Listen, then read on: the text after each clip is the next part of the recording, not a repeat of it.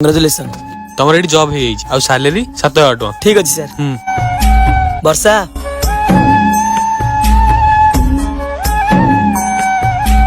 केमिति गला इंटरव्यू? हाँ भल गला इंटरव्यू हेले दरमा कम भाବୁची करबी ना करबिनी। हौ जेमिति तुमको ठीक लागुछ। तुम गोटे कथा कहि बोली भाबुतली। हाँ कहूना। तुम तो जानि जाओ ए घरटा लोन रे चलीची आ मु ए घर ईएमआई भी देनी आ घर लोन सुझिया पई आ 6 मास ही बाकी अछि। सियाड बैंक वाला धमक देलेनी जल्दी ईएमआई दियो बोली। हाँ मु जानी छी ए घर लोन ने चली छी बोली।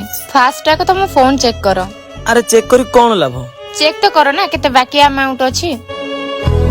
अरे ये कोन 5 लाख रु 2 लाख 50,000 हे जम लोन तमे देइछ कि पैसा हेले काहे केउ कोन पई? बाहागर पूर्वरु मु किछि पैसा सेविंग करके रखिथिली। हेले कोन पई तमे भरिया कोन दरकार थिला? तमे तो असुविधा रे अछ मु तुमको केमिति एकला छाडी पारथांती।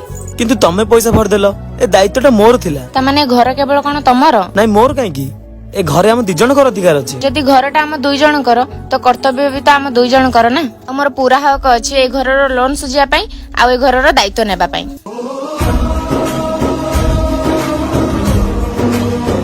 किए कहला भाई ए दुनिया रे सब झियो समान बोली एमिति भी किछि झियो अछंती जे कि परिस्थिति को बुझी हमर साथ दैथांती।